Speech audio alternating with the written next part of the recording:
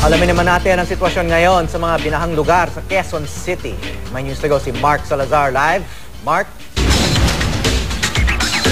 Hawi, nandito ako sa Holy Family Parish dito sa Barangay Rojas District at 300 families yung nag-evacuate dito at nananatili dito simula pa kahapon ng kasagsagan. Mostly are mothers at saka yung mga bata mula sa binahang komunidad kahapon. Yung kanilang mga tatay, yung kanilang mga kuya ay bumalik na doon sa lugar ng binaha sa Gomamela Street para simulan na yung paglilinis. Magandang senyales kasi, Hawi, na simula kagabi hanggang ngayong umaga na ito ay panaka-naka na lamang. Mas ibig sabihin, mas mahaba yung oras ng tila ang ulan kaysa sa yung bubuhos, kaya nakakahabol ng pagbaba. Pero yan, nakikita yung video, kuha namin yan ilang minuto lamang nakararaan. Meron pa ring mga parte ng bahay ang lubog pa. May mga portion pa nitong Gomamela Street hanggang dibdib. Kaya yung mga bahay ng mga residente ay hindi pa makapagsimulang maglinis ng kanilang mga bahay. Ngayon dito sa evacuation center, kinikwento sa amin ni Father Ariston Sison na okay naman, kung meron daw maganda o positibong side itong disaster simula pa kahapon ay yung spirit of sharing, kasi hindi naman daw nawawalan ng magdadala rito ng pagkain, ng tulong mula rin sa ibang mga parishes, sa mga NGO. Pero syempre ang tanong ay kung hanggang kailan nila masusustain yung pananatili ng maraming residente rito, lalo na yung mga bata. Meron silang mga medical mission dito, chine-check up yung mga bata sapagkat marami sa mga ito ay maghapon at magdamag na nababad kahapon sa basa at talagang nanginginig sila sa ginaw. Kaya naman sinisiguro na okay yung kanilang mga kalusugan. Ang pinapanawagan ni Father, yung nakikita yung video na kausap kong yan ay si Tatay Leonardo. Yan ay kauna-unahang evacuee. Sa tuwing uulan sa komunidad nila na bahain, alam niya na, ay mahina pa lang ang ulan, tumatakbo na siya dito sa Holy Family Parish para masiguro, dahil nagdadialysis siya 3 times a day. Hindi pwedeng mabasa yung kanyang butas sa tiyan na dinadaanan ng dialysis niya. Kaya dito siya, suki na siya nitong parish para dito siya mag-evacuate every time na may ulan. Kaya pinakaunang evacuee siya. Ngayon, ang panawagan din ni Father Ariston, kung mananatili pa yung maraming families dito, sana ay tumuloy-tuloy pa yung tulong ng mga kababayan natin na may kakayanan tumulong ay magtungo rito para tumulong. Mas permanenteng solusyon ang gusto niya, na sana ay yung mga naninirahan sa alam naman daw nila talagang catch basin, dahil yung Rojas District, Hawi, ay napapagitnaan ng San Juan River at saka ng Diliman Creek. Kaya talagang hindi kailangan daw ng napakalakas ang ulan, hindi kailangan ng hagupit ng habagat para yung kanilang lugar ay malubog sa baha. Sana magawan daw ng mas maayos urban planning, mas maayos na relocation, bagamat marami naman sa kanila hindi informal settler. Ang kataon lang talaga na nakatirik yung kanilang mga bahay sa isang catch basin na lugar. At marami niyan sa Metro Manila. Hawi?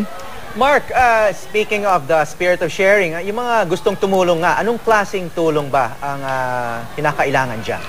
Ang kagyat, Hawi, na kailangan dito, tubig at pagkain. Kasi ang nangyayari sa kanila ay halimbawa, meron silang mairarao silang breakfast ngayon, ang susunod na problema nila ay lunch naman. Kagaya ngayon, may breakfast sila kasi yung mga pare ang nagko-coordinate among each other na kung saang parish ang evacuation na may kulang, kung sino naman ang may sobra. Halimbawa, yung breakfast nila dito nanggaling yan sa Santo Domingo Church na sobra naman kasi mas dinagsa ng tulong doon kahapon. So yung sobra nila, ililipat naman dito. Ngayon, problema naman namin dito, lunch. Yung gamot, ngayon, sa puntong ito, hindi namin problema. Meron ditong medyo marami nagbigay ng gamot. So, ang problema talaga ay yung meal nila sa lunch mamaya at tubig, kasi malakas ang konsumo ng tubig sa mga bata lalo na umiinom at mga tao rito. Yan ang mga pinakamahalaga. Yung mga banig-banig, okay pa naman. It's really the food and the water, Hawi. Yung Rojas District ba, madalas magbaha? Nako, madalas, in fact, ito bago pa magtag-ulan, Hawi, lagi kong kinokobera nito yung kanilang flood drill at yung kanilang mga volunteers ay nanggagaling mismo sa mga kalalakihan nila sa komunidad dahil talagang konting ulan lamang ay babaha ang kanilang lugar. At ito ay 600 families yung palagi na apektuhan. Kaya may mga flood drill sila palagi. Meron sila mga rubber boat.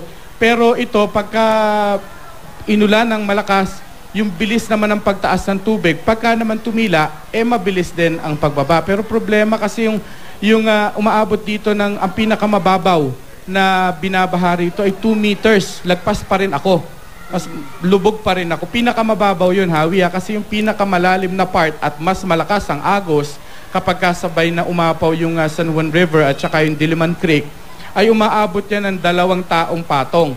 Lubog pa rin at malakas yung current. Kaya mahirap talaga, lalo kung gantong habagat.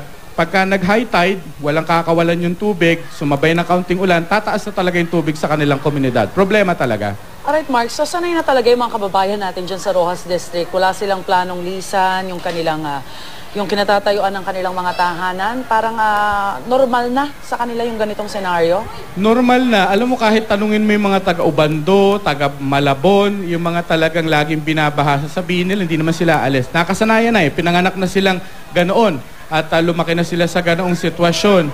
Ngayon, dito sa kanila kagaya kahapon, na yung kasagsagan, bandang tanghali, Rhea, na tumaas talaga yung tubig, parang ako kinakabahan Pero bakit ba yung mga nasa paligid ko naghaharutan pa, naglalaro pa sa baha, at yung mga matatanda hindi mo naman mababakas yung alarm. Pero syempre, alam din nila, ang kabado rito, media, tsaka yung local officials.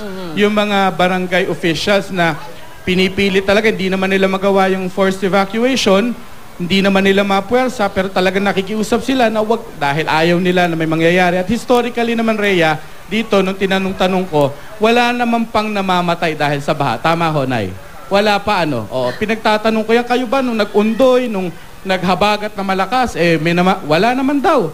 At yun naman ang kanilang malakas yung pakiramdam nila. Pakiramdaman daw dito. Pag tumataas na, now is the time. Punta na tayo sa evacuation center. Hindi pa yan. Yung kahapon na 2 meters ang tinaas ng tubig, hindi pa raw yun. Hindi pa raw mataas yan. Kaya pa yan. Sabi nila dahil nung nag-undoy daw, yung basketball court nila na nasa taas na, elevated area na natabunan pa. Parang hanggat hindi lagpas tao hindi pa maaalarma, no? 2 meters, lagpas tao na yun, Rhea. Hindi pa raw. Normal pa raw. Ako kinakabahan para sa kanila, pero sila hindi. Alright, Mark. Maraming salamat. Mark Salazar, nag-uulat po mula dyan sa Roxas District sa Quezon City.